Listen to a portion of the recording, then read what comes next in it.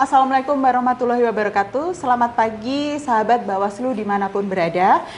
Kali ini Bawaslu Kabupaten Wonogiri kembali menyapa sahabat Bawaslu dalam acara Sinambi Ngopi, Sinau bareng Bawaslu Wonogiri Ngobrol Pemilu. Perkenalkan, nama saya Eki Elvira selaku pemandu jalannya diskusi dalam kesempatan kali ini dengan membawa tema diskusi mekanisme penyelesaian sengketa dengan acara cepat.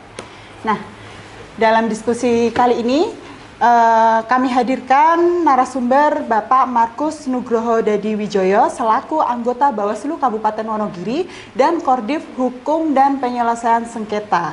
Selamat pagi Bapak Markus. Pagi Mbak Eki. Bagaimana Bapak kabarnya? Luar biasa. Luar biasa. Luar biasa apa nih Pak? Semuanya Mbak. Semangatnya apapun. Semangatnya gitu, oke Pak. Nah, mungkin Bapak Markus bisa menyapa terlebih dahulu ke sahabat-sahabat Bawaslu Kabupaten Wonogiri Bapak. Perlu ya? Oh perlu Pak. Kan kita udah berapa ya terakhir kali itu 3 bulan yang lalu kemarin kita udah. yang waktu Ramadan. Iya Ramadan Nah, ya. mungkin kan banyak Pak ini sahabat-sahabat Bawaslu yang belum mengenal dari Bapak Markus gitu. Kembali Pak menyapa, monggo Pak. Terima kasih. Ya, Assalamualaikum warahmatullahi wabarakatuh. Salam sejahtera buat semuanya, sahabat-sahabat Bawaslu dimanapun berada. Saat ini bersama Mbak Iki, ya kan? Kita ngobrol bareng, sinambi ngopi gitu kan, tentang mekanisme penyelesaian sengketa. Saya Markus Nugroho saat ini mengampu sebagai Kordif Penyelesaian Sengketa dan Hukum Bawaslu Kabupaten Wonogiri. Beberapa teman sahabat-sahabat Bawaslu yang belum pernah mengikuti atau mungkin baru tahu saat ini sebagai PAW dari anggota Kordif yang dulu, Mas Enggi, sekarang menggantikan sebagai Kordif PS dan Hukum. Itu aja Mbak. Baik Pak. Nah Pak, ini mungkin sebelum ke diskusi intinya, mungkin ada pertanyaan nih Pak. Dari banyak masyarakat yang bertanya nih tentang kinerja Bawaslu. Kira-kira ketika Bawaslu ini kan ini memasuki non tahapan pemilu ya Pak ya? Betul. Ini benar nggak sih kalau Bawaslu tuh jangan-jangan nggak kerja ketika non tahapan pemilu nih? Benar nggak Pak tentang stigma masyarakat yang mengatakan bahwa Bawaslu Wonogiri ini nggak kerja apa-apa? Iya. Itu tidak hanya jadi pertanyaan Mbak Eki, tapi hampir semua jadi pertanyaan beberapa rekan-rekan lah semuanya ya kan. Bahwa setelah pemilu Bawaslu ngapain aja gitu ya kan. Sebenarnya banyak Mbak.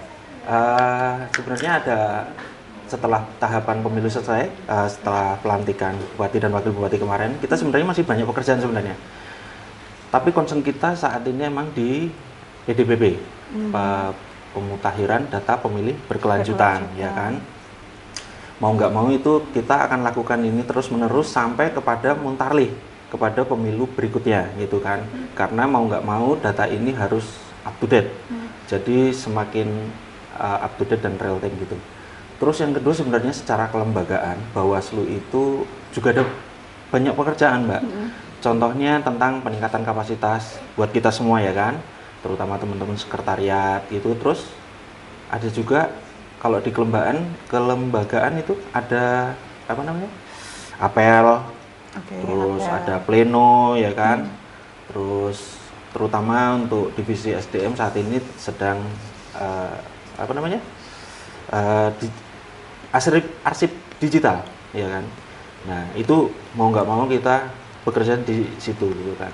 Terus yang kedua tentang Parmas, partisipasi masyarakat ya kan. Bawaslu Wonogiri saat ini mau nggak mau ya kan mengajak masyarakat untuk ikut berpartisipasi ya kan. Salah satunya dengan kita mendatangi beberapa sekolahan atau mungkin nanti ke depan kita hampir semua sekolahan, terutama teman-teman SMA, karena di situ teman-teman SMA itu mereka pemilih pemula, ya kan. Betul. Mau nggak mau kita harus memberikan edukasi tentang apa itu pemilihan, apa itu pemilu gitu kan. Nah, salah satunya adalah dengan program Bawaslu Mengajar. Saat ini memang benar di sama divisi pencegahan P2H sebagai koordinatornya. Terus yang kedua selain Parmas adalah tentang desa pengawasan. Selain itu ada program juga APU, Desa Anti Politik Uang gitu kan. Nah, terus yang pekerjaan lainnya adalah di divisi humas Mbak, gitu kan. Itu juga yang pegang sebenarnya Mas Kordi PH2H gitu kan. Tapi mau nggak mau kita harus bekerja bareng-bareng karena ini merupakan pekerjaan kolektif kolegial gitu kan. Nah, di Bawaslu terutama Kabupaten Wonogiri humasnya emang lagi kencang-kencangnya sekarang gitu kan. Salah satunya adalah membuat salah satunya ILM ya kan, iklan layanan masyarakat, terus membuat artikel tentang tugas-tugas kita, terus memberikan edukasi kepada masyarakat, apapun itulah yang berkaitan dengan pemilu gitu aja, dan pemilihan terutama seperti itu aja Mbak. Oh, artinya berarti masih banyak ya Pak ya pekerjaan yang dilaksanakan Bawaslu Kabupaten Wonogiri. Bukan berarti ketika tidak ada tahapan pemilu maupun pemilihan, artinya Bawaslu Kabupaten Wonogiri ini terus vakum gitu ya Pak ya. Mungkin itu bisa menjawab dari banyak pertanyaan sahabat-sahabat Bawaslu. Ini langsung ke inti pertanyaan saja Pak, terkait dengan materi yang kita bawa hari ini terkait dengan mekanisme penyelesaian sengketa acara cepat. Nah, di dalam Undang-Undang Pilkada itu kan dinyatakan bahwa Bawaslu ini berwenang untuk menyelesaikan sengketa, di mana hal tersebut tercantum di dalam pasal 135 ayat 1 huruf C. Mungkin Bapak bisa menjelaskan terkait dengan apa sih penyelesaian sengketa pemilihan itu? Ya. Kalau kita bicara tentang penyelesaian sengketa itu kan pada awalnya ada pelanggaran, Mbak. Betul. Ada pelanggaran yang timbul, akhirnya membuat pihak lain menjadi dirugikan. Merasa dirugikan. Ya, merasa dirugikan. Mau nggak mau akhirnya mengajukan penyelesaian sengketa. Pada dasarnya adalah penyelesaian sengketa itu adalah sarana gitu kan. Sarana untuk penegakan hukum dalam pemilihan kepala daerah, ya kan? Khususnya yang berkaitan dengan upaya memberikan perlindungan hukum dan terjadinya perselisihan antar peserta dengan peserta atau antar peserta dengan penyelenggara pemilu. Ya kan, khususnya saat ini adalah KPU. Akibat dikeluarkannya objek sengketa tersebut, misalnya berita acara atau SK, surat keputusan dari KPU itu sendiri, itu yang merugikan peserta pemilu. Itu. Lalu kalau terkait dengan tahapannya Pak, tahapan penyelesaian sengketa pemilu itu yang dilakukan oleh Bawaslu itu bagaimana? Kalau tahapannya itu sebenarnya pertama tentu melalui mediasi Mbak, ya kan, mau tentang melalui musyawarah gitu kan. Kita pertemukan antar peserta dengan pesertanya gitu kan. Jadi melalui kesepakatan untuk bermusyawarah. Jadi melalui mediasi ya kan. Bila itu tidak bisa, akhirnya masuk kepada penyelesaian sengketa ya, sengketa proses ya kan. Jadi kita menerima laporan, laporan itu akhirnya kita kaji, akhirnya kita datangkan mereka pihak-pihak yang bersengketa, kita lakukan adjudikasi ya kan, adjudikasi penyelesaian sengketa itu aja. Artinya tidak semerta-merta langsung diselesaikan melalui Bawaslu ya Pak ya. Tentunya Bawaslu ketika awal itu mengupayakan terlebih dahulu dengan mediasi, kesepakatan kedua belah pihak dulu. Apabila memang tidak tercapai sebuah kesepakatan, baru ke adjudikasi gitu ya Pak ya. Oke Pak. Lalu terkait dengan jenis sengketa proses pemilihan, itu terdiri dari apa saja Pak? Untuk jenisnya itu ada dua Mbak. Yang pertama adalah seperti yang saya sebutkan tadi, yang pertama di awal adalah penyelesaian sengketa antar peserta pemilu, antar peserta dengan peserta yang lain, dan yang kedua adalah peserta dengan penyelenggara pemilu itu sendiri. Dalam hal ini KPU, KPU provinsi ataupun KPU kabupaten, ya kan, akibat dikeluarkannya surat keputusan atau berita acara yang merugikan salah satu peserta pemilu itu sendiri. Itu aja. Nah ini tadi kan Bapak memaparkan bahwa jenis sengketa itu ada sengketa antar peserta atau sengketa peserta dengan penyelenggara. Nah, kalau sengketa dari ini penyelesaian sengketa peserta dengan penyelenggara itu kan diselesaikan dengan penyelesaian sengketa dengan musyawarah. Lalu kalau penyelesaian sengketa antar peserta itu diselesaikan dengan penyelesaian sengketa dengan acara cepat. Nah, perbedaan dari dua hal ini apa Pak? Musyawarah dengan acara cepat.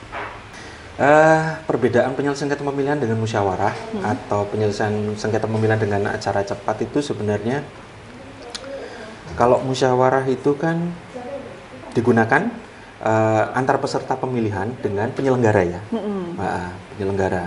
Jadi digunakan melalui musyawarah tertutup atau musyawarah terbuka. Untuk penyelesaian sengketa secara cepat itu untuk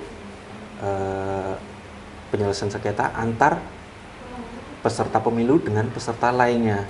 Kenapa cepat Mbak gitu kan? Karena durasi tahapan itu memang cepat, mau nggak mau harus diselesaikan saat itu juga gitu kan, gitu, mau nggak mau gitu kan. Jadi kenapa penyelesaian secara cepat? Supaya hari itu selesai. Jadi tidak dilakukan, jadi tidak perlu butuh waktu lama gitu kan. Seperti metode penyelesaian secara tradisional, contohnya lewat litigasi pengadilan ya kan. Jadi saat itu juga, hari itu juga secara cepat kita bisa selesaikan itu gitu aja. Oh begitu Pak. Pak Markus tadi kan memaparkan bahwa kalau penyelesaian sengketa acara cepat itu diselesaikan pada hari itu juga. Lalu adakah kemungkinan Pak bisa penyelesaian sengketa acara cepat itu bisa diselesaikan beda hari gitu? Oh bisa Mbak, bisa. Itu sesuai pasal 63 ya kan, ayat 1 Perbawaslu 2 tahun 2020 kalau nggak salah ya, benar ya? Betul. Itu tentang tata cara penyelesaian sengketa pemilihan secara cepat dapat diselesaikan tidak pada hari itu juga, tapi bisa maksimal sampai 3 hari Mbak. Sampai 3 hari. Tapi itu ada kategorinya 3 hari itu ya kan. Dengan ketentuannya sebagai berikut adalah yang pertama tentang apa namanya? Akses geografis yang sulit dijangkau.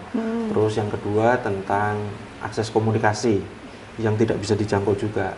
Dan yang ketiga tentang keadaan yang menyebabkan Bawaslu provinsi atau kabupaten itu atau teman-teman dari Panwaslu kecamatan itu tidak dapat memutus penyelesaian sengketa saat itu juga, gitu aja kan. Itu juga.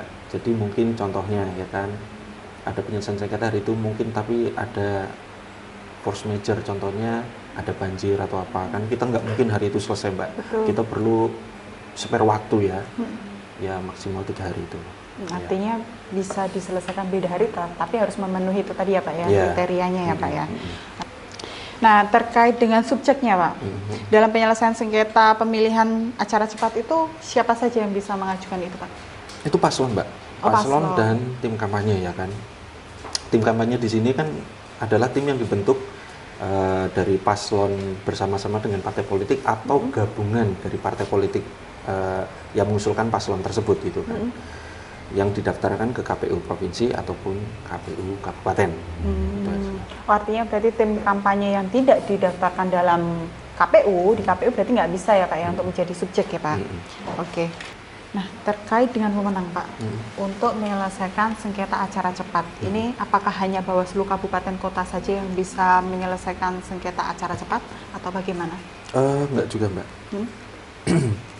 Untuk penyelesaian sengketa secara cepat itu bisa dilakukan oleh teman-teman Panwascam di kecamatan ya kan. Tapi itu pun harus melalui mandat. Dan mandat itu kita berikan kepada mereka setelah kita berkonsultasi dengan Bawaslu provinsi. Jadi seperti itu alurnya.